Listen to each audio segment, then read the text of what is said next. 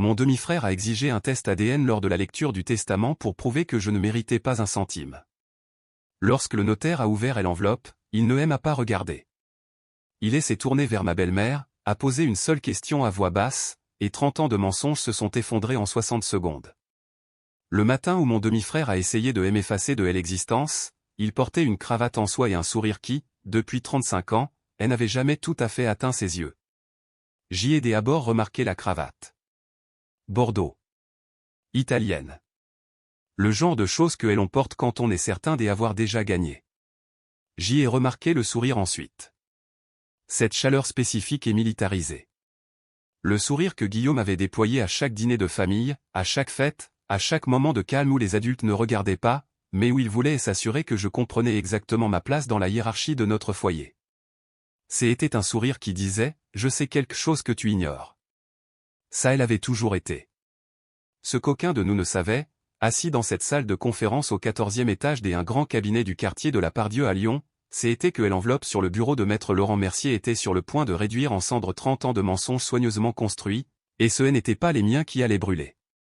Je m'appelle Antoine Beaumont. J'y ai 38 ans et je dirige un bureau des études en ingénierie structurelle de taille moyenne à Grenoble. Je vous précise ma profession car elle a son importance. Tout mon cadre de perception de la réalité est fondé sur les mathématiques, sur les tolérances de charge, les limites de traction et la physique immuable des matériaux soumis à des contraintes. Je fais confiance aux choses qui peuvent être testées. Je fais confiance aux choses qui supportent le poids ou qui cèdent. Il n'y a pas de subjectivité dans une poutre porteuse. Elle remplit son rôle où elle s'effondre. Les mathématiques se moquent de vos sentiments.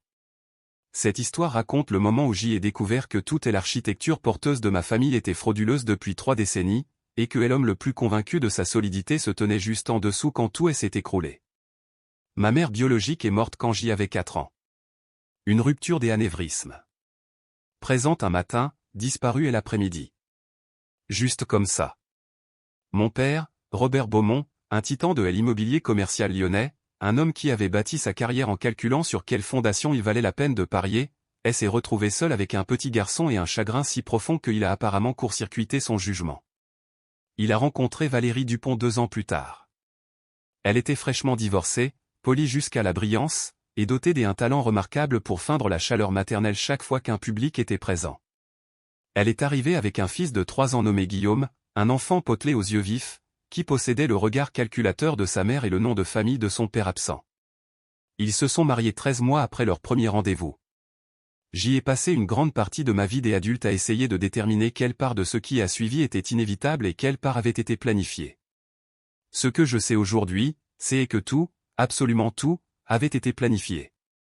L'hostilité de Guillaume à mon égard n'a jamais été bruyante, ce n'était jamais la cruauté grossière et cinématographique du demi-frère stéréotypé. C'était sophistiqué. Négable. C'était ce silence d'une demi-seconde de trop avant de rire à ma blague, juste assez long pour signaler à l'assemblée que mon trait d'esprit ne valait pas vraiment la peine de s'en amuser. C'était sa façon de se pencher vers sa mère à table et de lui murmurer quelque chose au moment précis où je commençais à parler, détournant son attention avec une subtilité exercée. C'était le haussement des épaules qu'il a eu quand j'y ai montré à mon père un dessin que j'y avais fait à l'école, c'est plutôt pas mal, j'y imagine, pour quelqu'un qui n'est pas vraiment doué en article. Pour quelqu'un qui. Cette construction linguistique était son chef d'œuvre. Pour quelqu'un qui n'était pas naturellement athlétique. Pour quelqu'un qui n'était pas un vrai gamin de Lyon. Pour quelqu'un qui n'était pas là depuis si longtemps, pour quelqu'un qui, peut-être, n'avait pas vraiment sa place ici. J'y ai survécu en faisant ce que font les ingénieurs quand une structure est instable. Je l'ai quitté. Je suis parti pour Grenoble INP à 18 ans avec 2 sacs de sport et le soulagement spécifique d'un homme fuyant un bâtiment qu'il soupçonne d'être compromis. Je me suis plongé dans la thermodynamique, la mécanique des structures et la certitude élégante et honnête de la physique. J'y appelais mon père tous les dimanches.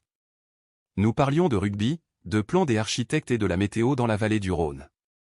Nous ne parlions jamais de Valérie. Nous ne parlions jamais de la température glaciale de son mariage ou du froid qui s'était installé de façon permanente dans la grande villa des Monts-d'Or à l'instant où j'y avais commencé à montrer des signes d'indépendance. Ce silence entre nous, ces choses que ni l'un ni l'autre ne disaient, était l'espace le plus cher de toute mon existence. Mon père a eu son premier AVC en mars 2021. On a dit qu'il était léger. Il a conservé la parole, sa mobilité et sa capacité à manier cet humour architectural pince sans rire qui avait toujours été notre langage privé. Mais cela l'a terrifié, de la manière spécifique dont un incident structurel terrifie un homme qui a passé sa vie à calculer des scénarios d'effondrement. Il a compris, soudainement et concrètement, que ses fondations présentaient des fissures. Valérie l'a compris aussi. Elle vivait dans un appartement de standing dans le 6e arrondissement de Lyon depuis 2 ans, une de ces séparations discrètes et officieuses que les couples fortunés orchestrent via leurs avocats sans jamais faire de déclaration publique. Moins de 3 semaines après l'AVC, elle était de retour dans la suite parentale de la villa des Monts-Dehors, se présentant comme elle indispensable et dévouée garde-malade et un homme vulnérable. Elle a mis à jour son profil sur les réseaux sociaux. Elle assistait à ses rendez-vous cardiologiques.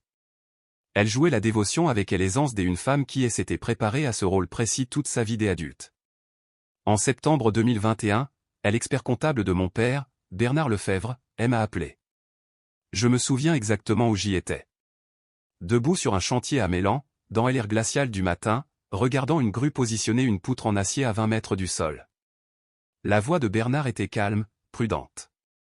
La voix d'un homme livrant une évaluation structurelle dont il sait pertinemment que le propriétaire ne veut pas l'entendre. Guillaume, m'a appris Bernard, avait été discrètement ajouté comme co-signataire sur les principaux comptes des investissements de mon père. Valérie avait commencé à intercepter les appels de Bernard. Le conseiller financier historique de mon père avait été silencieusement remplacé par un cabinet où travaillait l'ancien colocataire de Guillaume. Je suis descendu à Lyon le week-end suivant. Mon père et moi nous sommes assis sur la grande terrasse de la villa, partageant une bouteille des Armagnac de 16 ans DH dans la lumière bleutée du crépuscule d'automne. Les feuilles tombaient des chênes en lente spirale cuivrée. Il paraissait plus vieux que ses 66 ans, creusé de cette façon si particulière qu'ont les hommes qui mènent une guerre psychologique dans leur propre maison depuis des années, et qui ont tout simplement épuisé l'énergie nécessaire pour continuer à se battre sur plusieurs fronts simultanément. J'y ai essayé d'y mettre fin, Antoine, m'a-t-il dit, la main tremblant légèrement autour de son verre en cristal. Le mariage. Il y a 3 ans, j'y ai lancé les démarches. Elle l'a découvert. Il a fait une pause. Les choses sont devenues difficiles. Il n'a pas précisé ce que difficile signifiait. Il n'en avait pas besoin. L'architecture de leur dynamique m'était apparue clairement depuis l'enfance. Quand tu reviendras pour Noël, m'a-t-il dit alors que je partais, debout dans la portière ouverte de ma voiture de location dans l'allée qui s'assombrissait, je ferai venir Laurent ici. Nous allons faire les choses correctement. Il y a des choses que tu ne sais pas, mon fils. Des choses que j'y aurais dû te dire il y a bien longtemps. Il se tenait dans le rectangle de lumière jaune de la porte des entrées, paraissant plus petit que je ne l'avais jamais vu, et quelque chose en moi l'a enregistré comme une alerte structurelle, une micro-fissure que je n'arrivais pas tout à fait à nommer. Il est mort le 14 novembre d'un second accident neurologique, seul dans sa chambre. Je ne suis pas revenu pour Noël. Ils avaient préparé leur embuscade avec la confiance arrogante et bâclée de gens qui n'ont jamais envisagé une seule seconde que leur plan puisse échouer. Les 4 jours précédant la lecture du testament, Guillaume s'est déplacé dans la villa des Monts-Dehors comme un homme qui avait déjà reçu la couronne et qui attendait simplement son couronnement officiel. Il était chaleureux avec les tantes, magnanime avec les cousins, et quand je l'ai croisé dans la cuisine le 2e matin, il m'a regardé comme un joueur de poker regarde un adversaire qui vient de pousser tous ses jetons au centre de la table avec une main perdante. Le matin de la lecture, la salle de conférence au 14e étage de l'étude de Maître Mercier accueillait 11 personnes, la famille élargie occupant la rangée du fond comme un petit public murmurant. En bout de table siégeait Maître Mercier lui-même, 28 ans d'expérience notariale, un costume bleu marine élimé et l'autorité calme et mesurée d'un homme qui avait cessé de se soucier des apparences sociales bien avant ma naissance. Valérie est arrivée dans une tenue de deuil noir immaculé, prenant place à l'autre extrémité de la table sans établir de contact visuel avec personne. Guillaume est arrivé à 9h04 avec Maître Arnaud Delcourt, un avocat des affaires à 600 € de l'heure dont la serviette en cuir coûtait probablement plus cher que ma première voiture. Guillaume vibrait à une fréquence que je reconnaissais, la fréquence spécifique d'un homme qui a répété les 20 prochaines minutes tant de fois dans son imagination que la réalité semblait enfin rattraper la performance. Il s'est assis. Il a ajusté sa cravate en soie bordeaux. Il a attendu environ 90 secondes avant de s'éclaircir la gorge. Avant que Maître Mercier ne prenne la parole, a annoncé Guillaume, sa voix portant l'assurance soigneusement projetée d'un discours répété, je voudrais soulever une question d'intégrité familiale. Il a sorti un document notarié de l'intérieur de sa veste et l'a placé avec précision sur la table en acajou. Maître Delcourt l'a poussé vers le centre des un doigt, comme si le toucher trop franchement risquait de le contaminer avec ses implications. C'était une requête officielle exigeant un test ADN obligatoire pour tous les prétendants à l'héritage. Je n'ai rien à cacher, a déclaré Guillaume en écartant les mains dans un geste de magnanimité raisonnable. Je crois simplement qu'avant de distribuer un patrimoine aussi important, nous devons à mon regretté beau-père de vérifier que les conditions de succession sont remplies par toutes les personnes assises à cette table. Il n'a pas prononcé mon nom. Il n'en avait pas besoin. Chaque personne dans cette pièce comprenait exactement de qui il remettait en question la légitimité. Le murmure des approbations venues de la rangée du fond était le son des un public qui avait passé 4 jours à absorber les insinuations savamment distillées par Valérie. Il hochait la tête. Ils avaient l'air soulagés. Quelqu'un avait enfin eu le courage de formuler ce soupçon. J'y ai baissé les yeux sur la requête. J'y ai compris l'architecture du piège immédiatement, car les pièges sont des problèmes structurels et je résous des problèmes structurels depuis 15 ans. Si je refusais, je perdais l'héritage sous un nuage implicite de fraude. Le refus lui-même devenait l'aveu. Si j'y acceptais, je me soumettais au spectacle qu'il désirait. J'y ai glissé la main dans la poche intérieure de ma veste et j'y en ai sorti mon stylo. Très bien, ai-je dit. Ma voix était plate, un mur porteur. Mais si nous établissons des bases génétiques, cette exigence s'applique à tous ceux qui revendiquent un héritage. Absolument chaque personne à cette table se soumettra au prélèvement. Maître Delcourt a ouvert la bouche. Guillaume lui a fait signe de se taire, son sourire s'élargissant. Absolument, a répondu Guillaume. Bien sûr. C'est tout à fait équitable. Il souriait encore. Il n'avait aucune idée de ce qui se trouvait au 2e étage de la villa. Il n'avait aucune idée que l'escroquerie orchestrée par sa mère depuis 30 ans reposait sur des fondations que mon père avait secrètement détruites avant sa mort. Il n'avait aucune idée que Maria Silva, la gouvernante de sa mère, gardait une petite clé en laiton dans la poche de son tablier depuis 6 mois, attendant précisément ce moment. Je dois vous parler du 2e étage. Pendant toute mon enfance, la porte verrouillée en haut de l'étroit escalier de service avait été justifiée comme un danger, des tableaux électriques défectueux, des problèmes des amiantes, des décennies des archives comptables poussiéreuses. Le genre de fiction utilitaire que les adultes déploient pour empêcher les enfants de poser des questions. Maria m'avait trouvé lors de mon 2e après-midi dans la villa, me croisant dans le couloir de l'étage avec la désinvolture prudente et calculée de quelqu'un qui attend d'exécuter une action spécifique depuis très longtemps. Elle a pressé une petite clé en laiton dans ma paume sans ralentir le pas. Votre père a laissé cela à maître Mercier il y a des mois, a-t-elle dit doucement, ses yeux totalement illisibles. S'il venait à partir avant de pouvoir vous dire la vérité lui-même, je devais vous la donner. Elle a tourné les talons et a redescendu le couloir.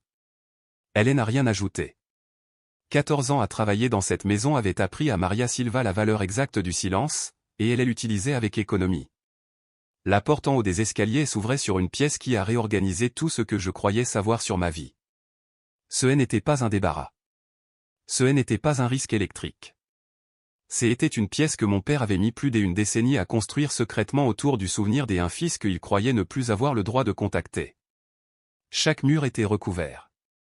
Des coupures de presse encadrées sur les projets architecturaux que mon entreprise avait réalisés en région Rhône-Alpes et au-delà. Un portrait élogieux tiré d'une revue des ingénieries dauphinoises de 2019. Mais les photographies étaient ce qui m'a coupé le souffle. Des dizaines. Prises sur le vif. De loin, à travers l'objectif calculé de quelqu'un payé pour documenter sans interférer. Moi examinant des plans sur un chantier boueux à Saint-Martin-des-Hères. Moi buvant un café devant le centre de congrès de Lyon. Moi marchant vers mon pick-up un mardi matin, avec la démarche tranquille et sans hâte de quelqu'un qui ignore être observé. Moi riant à quelque chose hors champ lors de ce qui semblait être la fête de fin des années du cabinet. Mon père avait engagé quelqu'un. Pendant plus de 10 ans, il m'avait observé à une centaine de kilomètres de là, rassemblant discrètement les preuves de l'existence d'un fils qu'il avait peur d'avoir perdu. Il avait reconstitué la vie que je menais à Grenoble dans un musée privé au 2e étage, le visitant seul, dans cette maison où Valérie et Guillaume occupaient les pièces des en bas. Sur le bureau en chêne au centre de la pièce reposait une simple chemise cartonnée. Je vous épargnerai les détails médico-légaux de sa lecture pour me concentrer sur l'architecture de son contenu. Il y a 9 ans, Guillaume a eu une petite alerte de santé confidentielle. Mon père, dans un acte de loyauté parentale silencieuse, s'est portée volontaire pour un test de compatibilité de moelle osseuse au cabinet du docteur Sophie Martin, une hématologue réputée à l'hôpital Femme-Mère-Enfant de Lyon. Le dépistage de compatibilité a donné un résultat qu'il a fallu relire 3 fois pour le comprendre pleinement. Guillaume Dupont. Lien de parenté biologique avec le donneur Robert Beaumont, 0,08%. Aucun marqueur génétique détecté.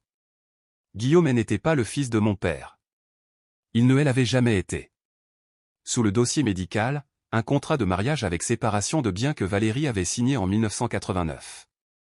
Derrière, scellé dans une enveloppe juridique distincte, une ordonnance de divorce définitive, datée d'il y a 18 mois.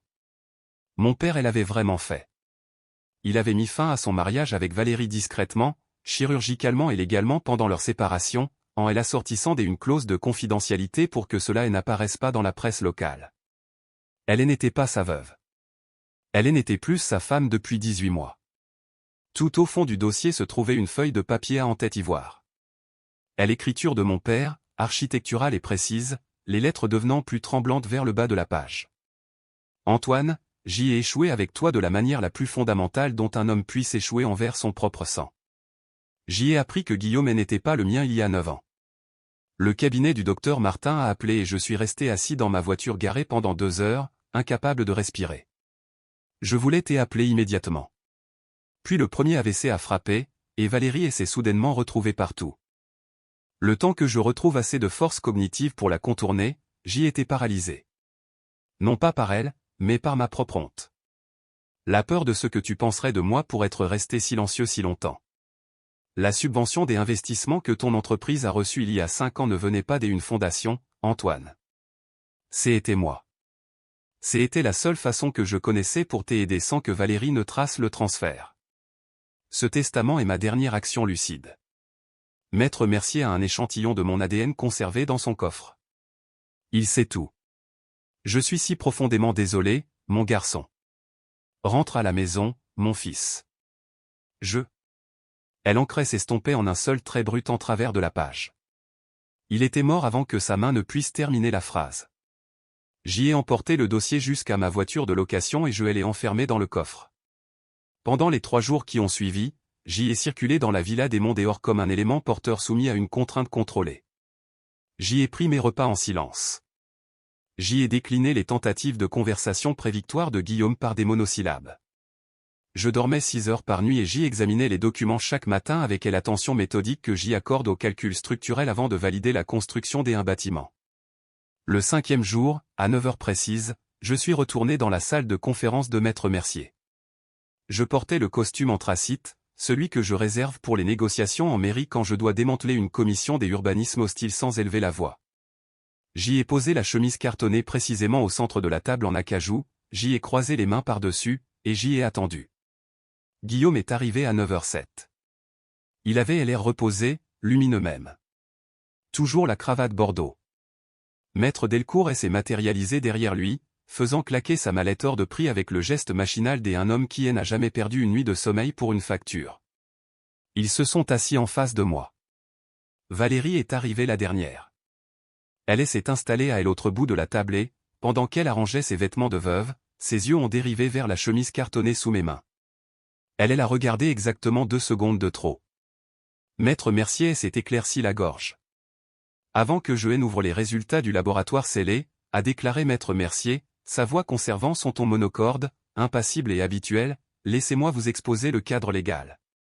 La totalité du patrimoine doit être distribuée exclusivement aux enfants biologiques avérés de Robert Beaumont. Toute partie ne parvenant pas à établir une correspondance génétique perdra tout droit de manière définitive. Il a fait une pause. Il a ajusté ses lunettes de lecture. Pour les besoins de ce test, un échantillon des ADN conservés, prélevé sur M. Beaumont avant son décès, a été utilisé à partir de mes dossiers sécurisés comme base de comparaison. J'y ai observé le visage de Valérie avec l'attention minutieuse que je porte à une structure que je soupçonne d'être fragilisée. Échantillon des ADN conservés. Ces 4 mots ont atterri dans la pièce comme une charge de démolition contrôlée. J'y ai vu la détonation se propager sur ses traits au ralenti. À l'instant précis où elle a compris que mon père avait anticipé cela, qu'il s'était préparé exactement à cette éventualité.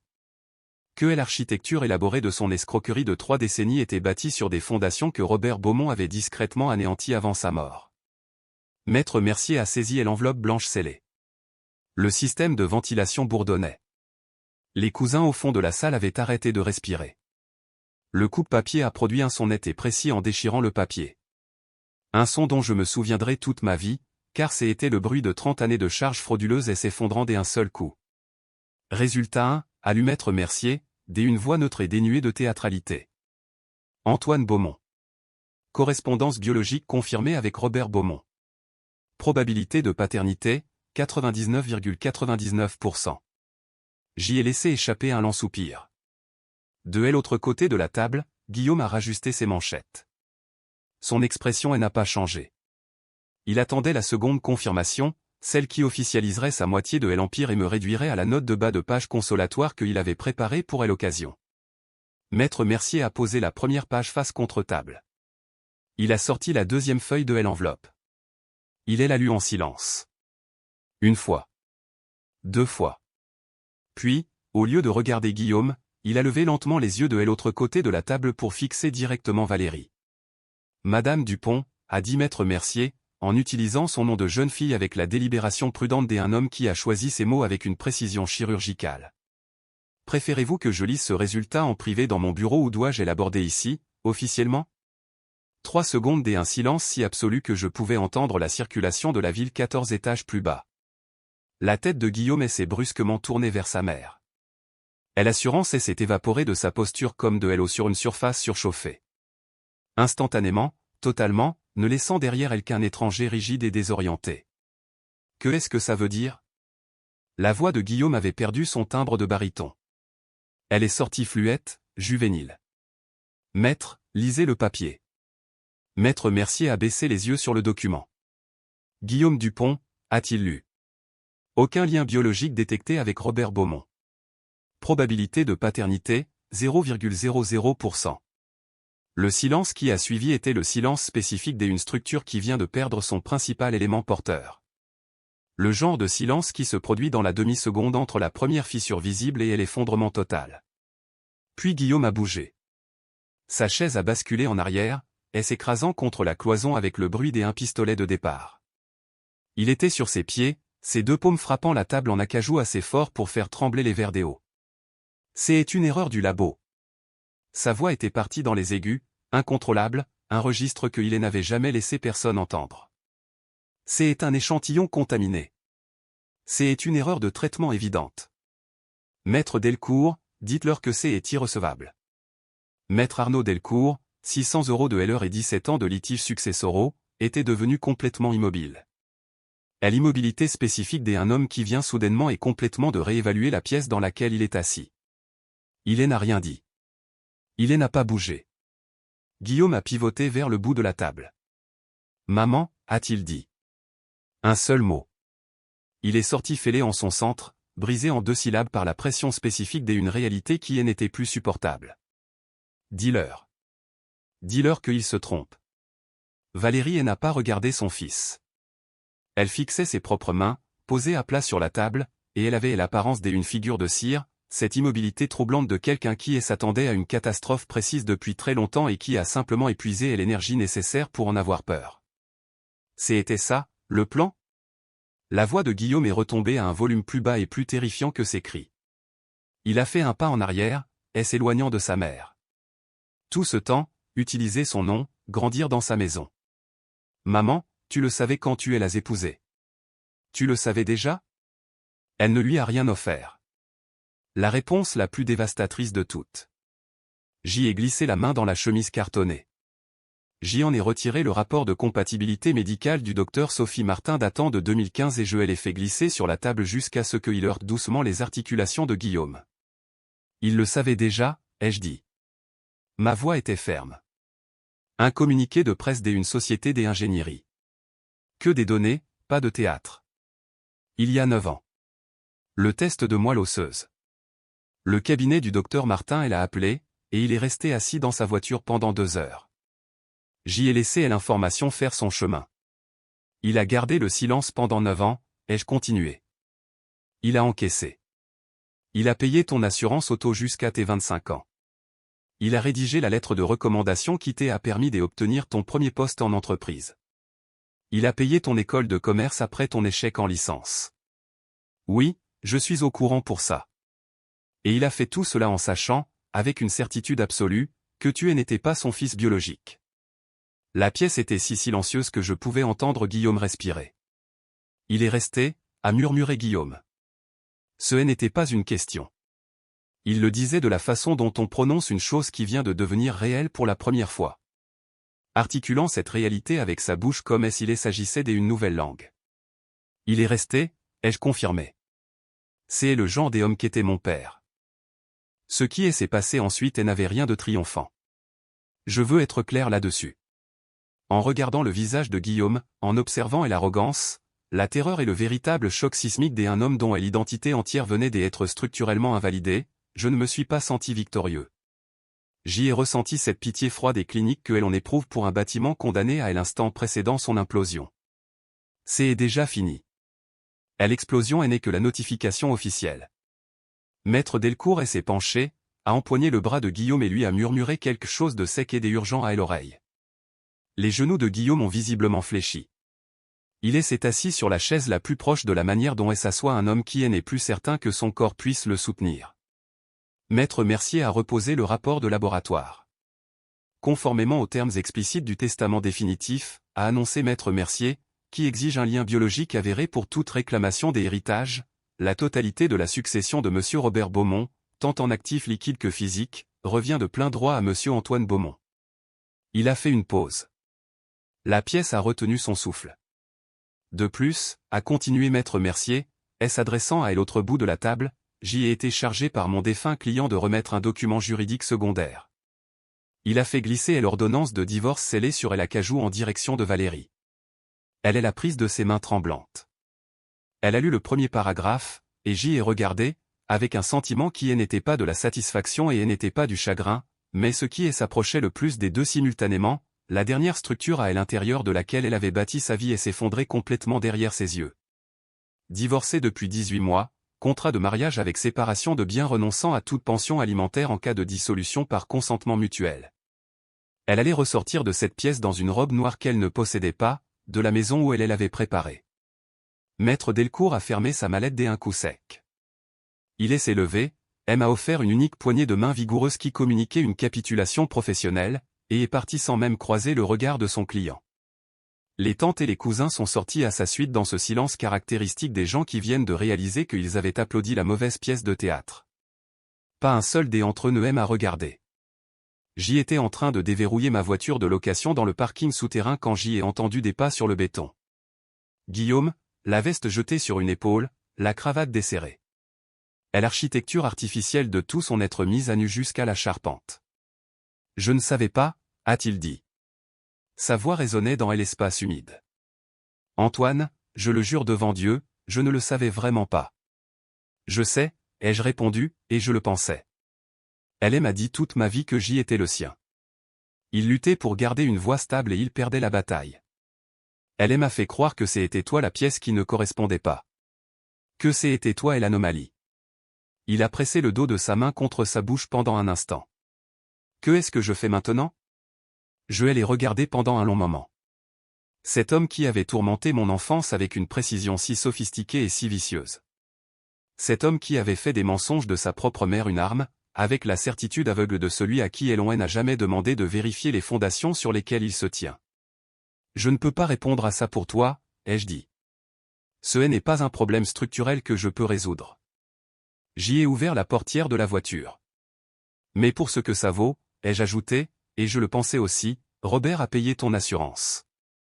Il a rédigé ta lettre de recommandation. Il a financé tes études. Pendant 9 ans, en connaissant la vérité, il a continué à subvenir à tes besoins. Il a choisi de te protéger de ce moment précis pendant 9 ans. J'y ai marqué une pause.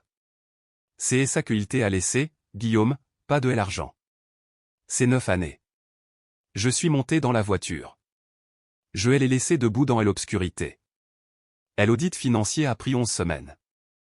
Bernard Lefebvre, le fidèle expert comptable de mon père depuis 22 ans, qui n'avait jamais manqué une clôture trimestrielle, a engagé Julien Chartier, un enquêteur financier privé qui avait passé 14 ans à la brigade financière avant de se mettre à son compte. Julien a découvert ce que Valérie faisait sur les comptes personnels depuis 11 ans, avec l'efficacité systématique de quelqu'un qui avait agi si progressivement et si prudemment qu'aucune irrégularité trimestrielle ne déclenchait des alertes. Le total s'élevait à 340 000 €, dispersés via une société écran enregistrée aux îles Caïmans, par l'intermédiaire d'un directeur prête-nom dont Guillaume ignorait tout. Maître Mercier a lancé un ultimatum de 48 heures à Valérie, restituer le capital, où le dossier partait à la division des fraudes financières de la police judiciaire de Lyon. Elle a réussi à rassembler 120 000 € sous forme de chèques de banque. Elle a prétendu qu'elle ne pouvait pas localiser le solde. J'y ai ordonné à Maître Mercier de laisser tomber le reste. Pas par pardon, par mathématiques. Passer 3 ans en procédure civile contre Valérie me coûterait plus cher en frais des avocats et en heures perdues que les 220 000 € restants, et plus que cela me coûterait 3 ans de ma vie, et j'y ai déjà passé bien assez du temps qu'il me reste à vivre au milieu des décombres de son architecture. Elle a déménagé à Cannes, dans la chambre des amis de l'appartement de sa sœur, près de la mer. Ses adhésions au club privé ont été discrètement révoquées, ses sièges dans les conseils des administrations caritatives remplacés par des autres femmes qui avaient passé des années à regarder son numéro en mesurant secrètement l'écart entre le spectacle et la réalité. La reine des monts dehors, exilée dans une chambre des amis avec vue sur un parking, avec une sœur qui répond à ses SMS sous 3 à 5 jours ouvrables. Guillaume a repris son nom de naissance, Dupont, et a déménagé à Nantes. 4 mois après la lecture du testament, j'y ai reçu un email. Antoine. Je n'écris pas pour demander quoi que ce soit. J'y ai commencé une thérapie. La réalité que j'y essaie de digérer, c'est comme se réveiller d'un coma de 30 ans et découvrir qu'on a été le méchant dans l'histoire de quelqu'un d'autre. Je ne sais pas qui je suis sans ce sentiment de supériorité légitime qu'on m'a appris à utiliser comme une arme. Je ne m'attends pas au pardon. J'y avais juste besoin que tu saches que tu avais raison. Je l'ai lu 2 fois. Je l'ai archivé. Je n'ai pas répondu. Certains ponts nécessitent des années d'évaluation structurelle avant qu'on puisse déterminer en toute sécurité s'il faut les reconstruire. Mon père avait acheté 15 hectares de forêt sur les contreforts du massif de Belledonne il y a 12 ans, enregistrant l'acte de propriété via un montage financier géré en secret par Maître Mercier. Immobile, intact, des montagnes de granit déchiquetées plongeant directement dans une rivière glaciale et tumultueuse qui creuse le même canyon depuis 10 000 ans. J'y suis allé en voiture à la fin février, dans la neige jusqu'aux genoux, dans cet air raréfié et glacial de la montagne qui rend tout légèrement plus honnête qu'à basse altitude. J'y ai immédiatement compris pourquoi il avait acheté cet endroit. Je construis une maison sur ce terrain depuis 6 mois. Je supervise le bureau des études de Grenoble la semaine. Le week-end, je monte ici et je travaille de mes mains. Quand je coule du béton, je sais exactement quel dosage j'y utilise. Quand je pose une poutre porteuse, je sais avec une certitude mathématique qu'elle ne cédera pas. Il n'y a pas de comédie dans le travail structurel. Pas de marge d'erreur que l'on pourrait nier. La poutre tient, ou elle cède. Les mathématiques disent la vérité. En janvier, j'y ai créé la Fondation Robert Beaumont, une structure juridique qui fournit des avocats spécialisés en succession ou des avocats dotés de cette compétence silencieuse et redoutable propre à Maître Mercier, aux enfants adultes victimes de fraude de la part de beaux-parents ou de membres de familles hostiles lors de litiges successoraux. Nous avons gagné notre première affaire à Annecy il y a 3 semaines. Une femme de 29 ans dont le beau-père avait passé 4 ans à transférer discrètement les biens de sa mère dans une SCI qu'il contrôlait. Elle m'a appelé après. Elle a pleuré pendant environ 30 secondes, puis elle s'est excusée d'avoir pleuré. Ne vous excusez pas, lui ai-je dit. Prenez vos 30 secondes entières. Sur le bureau de ma cabane de chantier trône un Polaroid délavé de 1989. Mon père a 32 ans, me tenant dans ses bras à 18 mois dans un jardin dont je n'ai aucun souvenir, plissant tous les deux les yeux face au soleil d'été. Son visage ne porte aucune des traces des épuisements et de tensions qui caractérisaient ces dernières années. Il n'est qu'un homme totalement amoureux de son fils. Aucune architecture, aucun théâtre, juste la vérité brute et porteuse de l'instant. Je porte cette feuille de papier ivoire partout avec moi. Elle vit dans la poche intérieure de ma veste en toile, adoucie par des mois de pliage et de dépliage. Elle encrequille et s'estompe en une ligne tremblante à travers la page, cette phrase qu'il n'a pas terminée, ne ressemble plus à une blessure. Elle ressemble à une coordonnée, un point sur une carte. Rentre à la maison, mon fils. Il a écrit cela avec un cœur défaillant et une main tremblante, sachant qu'il pourrait être parti avant que je ne le trouve. Il est là écrit parce que c'était la seule chose qui lui restait et qu'il savait être structurellement vrai. Je regarde la charpente en bois se dresser dans le crépuscule au-dessus du plancher brut sur lequel je suis assis. Les montagnes font ce qu'elles font, transformant les champs de neige en violet meurtri et en or ardent alors que le soleil disparaît derrière la ligne de crête. La rivière fait le bruit des rivières qui creusent le même lit depuis 10 000 ans. Patiente. Certaine. Totalement indifférente à tout ce qui ne supporte pas son propre poids. Les fondations en béton auront fini de sécher la semaine prochaine. J'y ai mesuré les tolérances aux contraintes 4 fois, elles tiendront.